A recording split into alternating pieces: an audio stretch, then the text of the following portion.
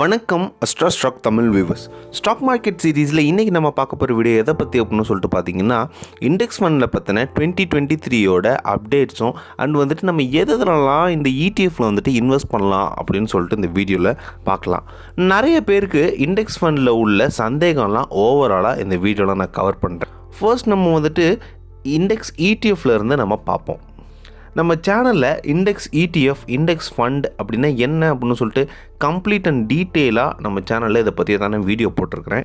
Index ஃபண்டுனா என்ன, index ETFனா என்னன்னு சொல்லிட்டு நீங்கள் கம்ப்ளீட்டாக அதில் செக் அவுட் பண்ணிங்கனாலே உங்களுக்கு தெரிஞ்சிடும். நீங்கள் ஸ்டாக் மார்க்கெட்டுக்கு பிகினர் இல்லை நியூ இன்வெஸ்டர்னால் அந்த வீடியோ கம்ப்ளீட்டாக உங்களுக்காக தான். வீடியோவை ஸ்கிப் பண்ணாமல் பாருங்கள். வீடியோக்குள்ளே போகிறதுக்கு முன்னாடி AstraStocksTamil சேனலை சப்ஸ்கிரைப் பண்ணிக்கோங்க ஃபார் த டெய்லி அப்டேட்ஸ். இந்த இண்டெக்ஸ் ETF யாருக்கெல்லாம் யூஸ்ஃபுல்லாக இருக்கும் அப்படின்னு சொல்லிட்டு பார்த்தீங்கன்னா, ரொம்பவே கம்மியாக, அதாவது ரொம்பவே சின்ன அமௌண்ட் சேர்த்து வச்சுட்டு வருவாங்க இல்லையா, அவங்களுக்கு இந்த இண்டெக்ஸ் ETF ரொம்பவே யூஸ்ஃபுல்லாக இருக்கும். இப்போ வீக்லி உங்களால் ஒரு 250 ருபீஸ் தான் உங்களால் சேர்த்து வைக்க முடியுது அப்படின்னா, நீங்கள் நிஃப்டி பீஸில் கண்டிப்பாக உங்களுக்கு ஒரு யூனிட் உங்களால் வாங்க முடியும். நிஃப்டி பீஸ்ங்கிறது என்ன அப்படின்னு சொல்லிட்டு பார்த்தீங்கன்னா, நிஃப்டி 50 டாப் 50 கம்பெனியில் நீங்கள் இன்வெஸ்ட் பண்ணுறீங்க அப்படின்னு சொல்லிட்டு தான் அர்த்தம். ETFல அது போலவே நிஃப்டி நெக்ஸ்ட் 50 ட்ராக் பண்ணுற ஒரு ETF என்ன அப்படின்னு சொல்லிட்டு பார்த்தீங்கன்னா, ஜூனியர் பீஸ் அப்படின்னு சொல்லுவாங்க. அதாவது அடுத்து உள்ள 50 கம்பெனிஸ், ஃபர்ஸ்ட் 50 கம்பெனிஸ் நிஃப்டி 50 அப்படின்னு சொல்லுவாங்க. நெக்ஸ்ட்டு 50 கேட்டகரியில், அதாவது நெக்ஸ்ட் ப்ரையாரிட்டியில் உள்ள 50 கம்பெனிஸ் அதை ட்ராக் பண்ணுறது தான் இந்த ஜூனியர் பீஸ் அப்படின்னு சொல்லுவாங்க.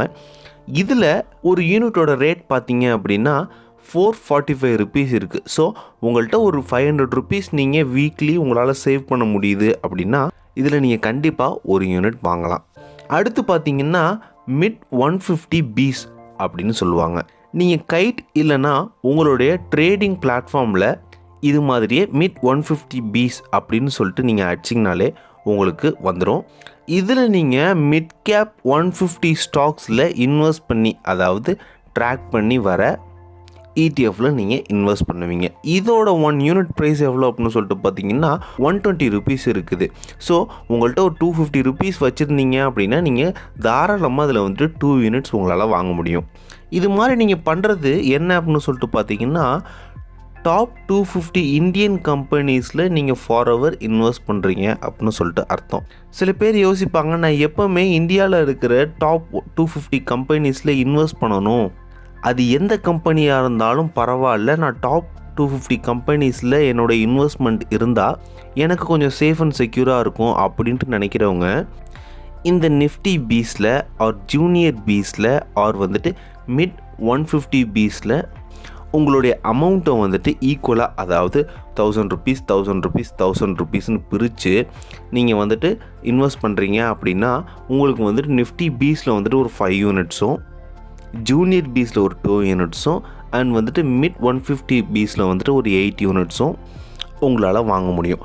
இது போல் ஈக்குவலாக இந்த 3லையுமே நீங்கள் காசு போட்டுகிட்டே வந்தீங்க அப்படின்னா உங்களுக்கு இந்த சின்ன சின்ன அமௌண்ட் சேர்க்குறவங்களுக்கு இது ரொம்பவே யூஸ்ஃபுல்லாக இருக்கும். திரும்ப சொல்கிறேன், நீங்கள் சின்ன அமௌண்ட் சேர்க்குறவங்களா இருந்தால் மட்டும் இந்த இண்டெக்ஸ் ETFல உள்ள இந்த பீஸ் கம்பெனியில் நீங்கள் இன்வெஸ்ட் பண்ணலாம்.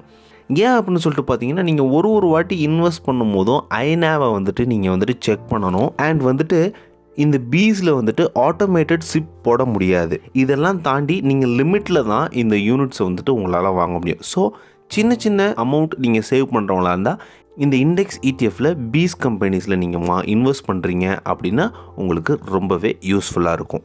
இந்த இண்டெக்ஸ் ஃபண்ட் அண்ட் இண்டெக்ஸ் ETFை பற்றியும் எப்படிலாம் ஃபர்தராக ப்ரொசீட் பண்ணணும் அப்படின்னும் நெக்ஸ்ட் வீடியோவில் நான் கம்ப்ளீட்டாக சொல்கிறேன். சேஃபாக ட்ரேட் பண்ணுங்கள், ஹாப்பியாக ஏர்ன் பண்ணுங்கள். Have a nice day.